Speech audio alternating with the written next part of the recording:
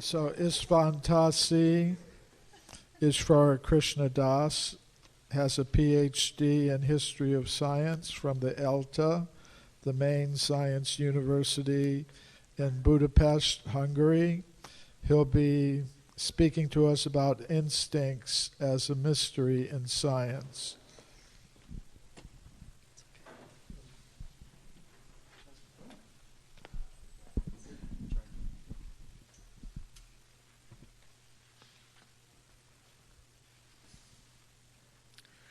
Mr. Chairman, ladies and gentlemen, it's a great pleasure and honor to be here and speak about animal instincts as one of the mysteries of science.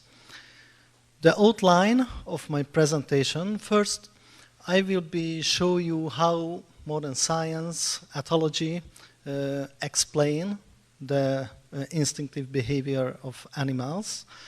Then I will give an example from the animal kingdom, which shows the mystery, and I will mention the related unanswered questions. And finally, I will approach the topic from Vedic or Vaishnava point of view, how Vaishnava scholars, philosophers can see animal instincts, which is quite different than how modern science sees it. Basically, two types of animal behaviors in the living world. One is learned during the lifetime of an animal, and the second type is inherited. So they born with it, like a spider from the beginning know how to make its net. And different spider species make different types of nets, so they have this kind of knowledge from their birth without any learning process. For us, at the moment, these inherited instincts are the more interesting. If we count instincts in general, there are different types of instinctive behaviors related to feeding of animals, defense, use of language, migration, navigation, reproduction, and raising offsprings. So practically all the animal species have some kind of knowledge by birth on these fields, although they can learn during their lifetime, but they have this coded knowledge by birth. So if we ask the question, how do the animals know from birth what, when, and how to do something, then modern science or ethology answer the questions. Ethology is the branch of science dealing with animal behavior. So ethology answer the questions. All animal species have some kind of program in their mind, and they very often and more often use this exact expression, program, in their brain or in their mind from their birth. And it's a good word to explain or to use to this type of behavior, because instincts really work like computer programs. They work in the same way in every individuals in a certain species, and the process, how they work, there is some key stimulus at the beginning, some input from outside, then an innate releasing mechanism is triggered by this input, and the result, a fixed action of the animal. And the characteristics of this type of instinctive behavior, you cannot stop it, and they cannot stop it. If the input is there from outside, then they go through the process and they cannot stop it. Therefore, we can say, yes, they are working like computer programs, these type of behaviors. So they have some kind of program or software in their minds. And as we know, there are short computer programs with only a few lines, and there are longer programs with many lines and subsections. In the same way, animal behavior divided by this. There are very simple instinctive behavior. There are complex behavioral programs with many elements. Where are the instincts? It's also an unanswered or partially unanswered questions, but according to modern science, in a general sense, the instincts, the code of these instincts are somewhere in the genes, somewhere in the chromosomes, and the genes code a specific network in the brain, and when this specific network is activated, then these instinctive behavior appear on the surface. So the place of the instinct is one question, but the biggest question is the origin of instinctive programs. How these programs and sometimes very complex softwares in the animal mind was originated. And basically, theoretically, or from philosophical point of view, we can give two types of answer to this question. One is by unguided evolution, and it is the majority approach nowadays in scientific circles. But in theory, from philosophical point of view, we also can say there is another option. These programs appeared or originated in the animal mind by a higher will, or we use the analogy of computer programs, by a higher programmer. And modern science, when they speak about honestly about animal instincts, the origin of this complex program, they honestly tell us that they have no clue, they have no proven answer for this. May I quote Gordon R. Taylor, who was earlier the chief science advisor for BBC television. He wrote one of his books.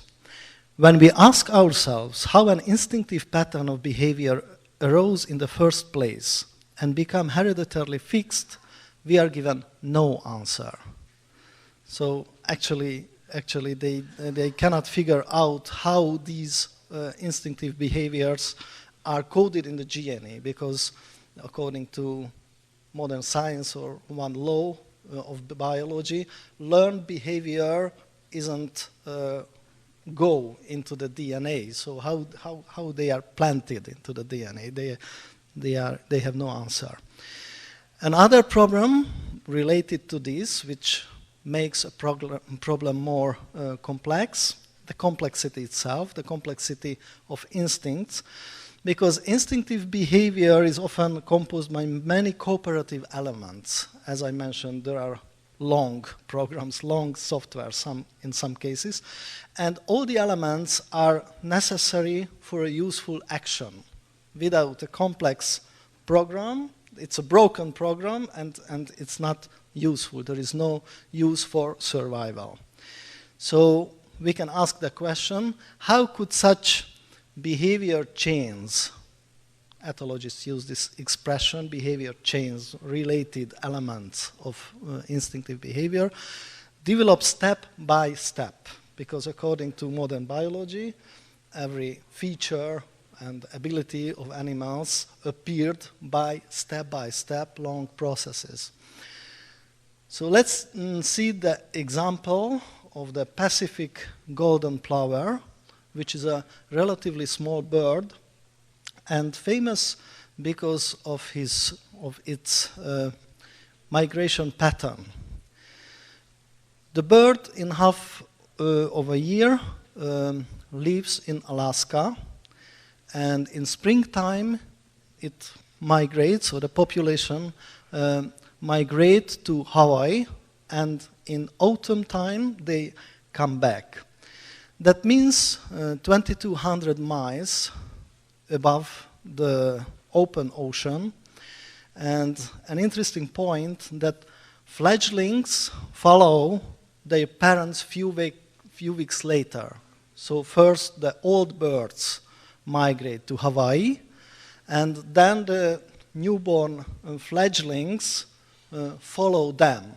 But it's a real mystery. How do they know? They never learned it, never saw it, they have no experience, but they can find the way from Alaska to Hawaii. And this is their route, this is their way. You can see it's a really long one. And there are no islands on the way, so they cannot take rest. And this species of bird cannot sit on water.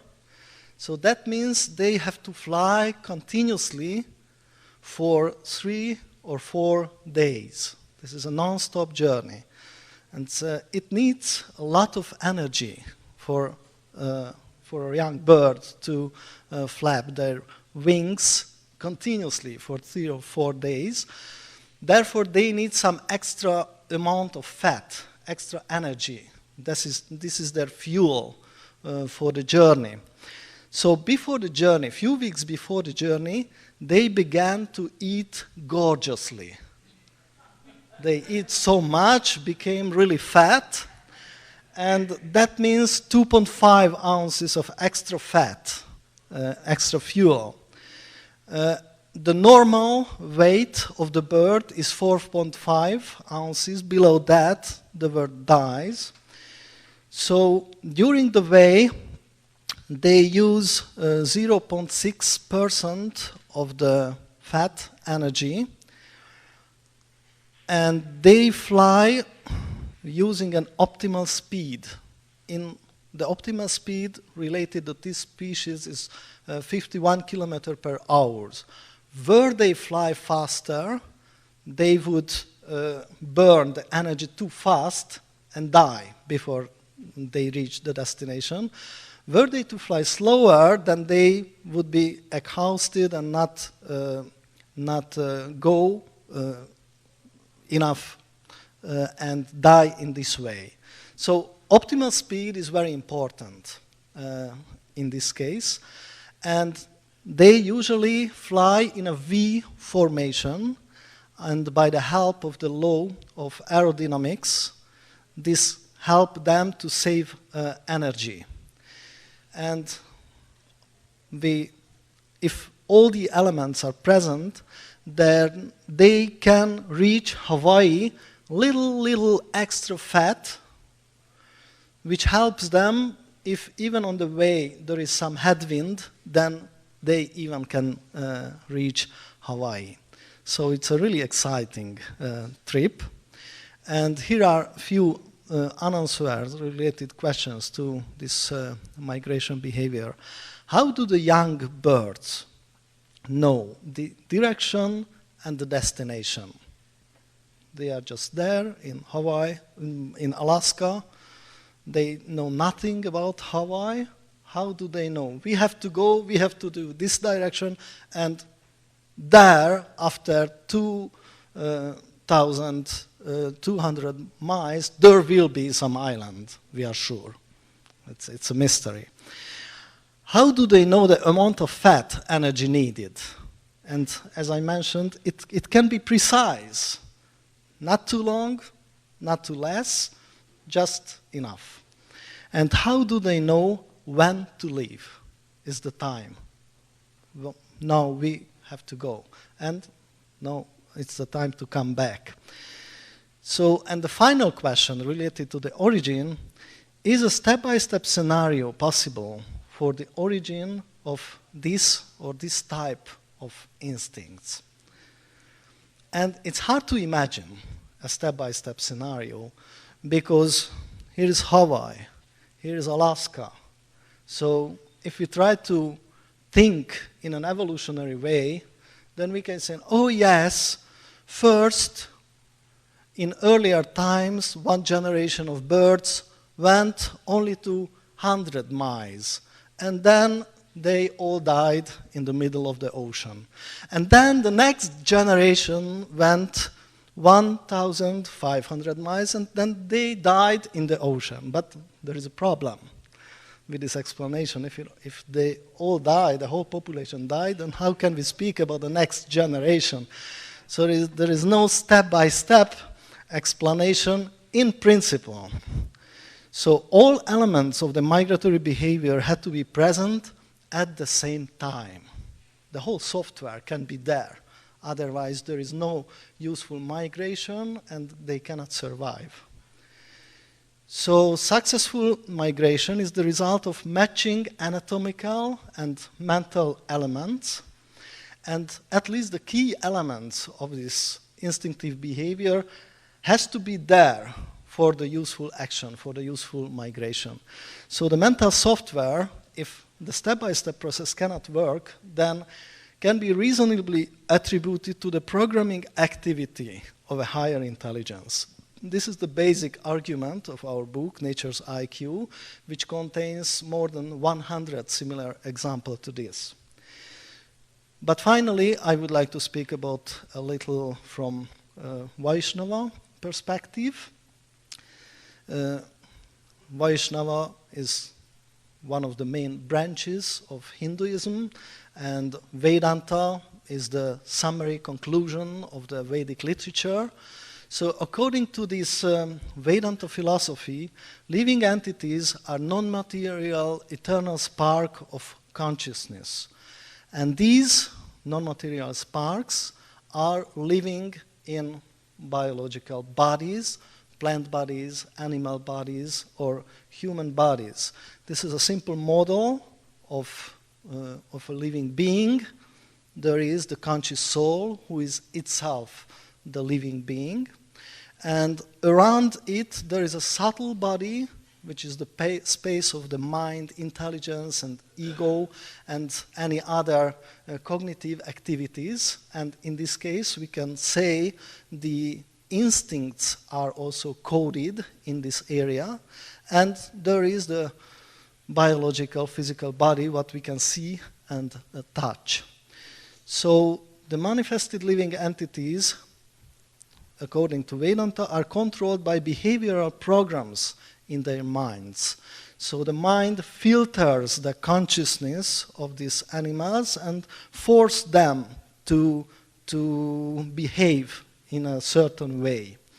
So animals have different types of bodies. The elephant, the flamingo, and the tiger is different by body, but they are also different by their softwares. And we can say they have a body plan and they have a matching software in their mind. Finally, I would like to quote Srila Prabhupada, who is a famous teacher, most famous teacher of Vaishnava philosophy in modern time. Once he said, "The construction of dwelling place, it is known even to the birds and the beasts. The mouse also knows how to live within the earth. They make a hole according to their capacity. The birds also. They make their nest also to live comfortably. Ants also. So this intelligence is there. God has given that intelligence." So, as he formulated, instincts can be seen as one type of intelligence given by God, forcing the animals behave in a certain way. So according to the Vaishnava outlook on life, the specific animal instinct software originates from the supreme, most intelligent person. In conclusion, certain behaviors are hardly explainable by the mutation and selection process. Therefore, we should consider the possibility of a higher intelligence in the background. Thank you very much for your kind attention.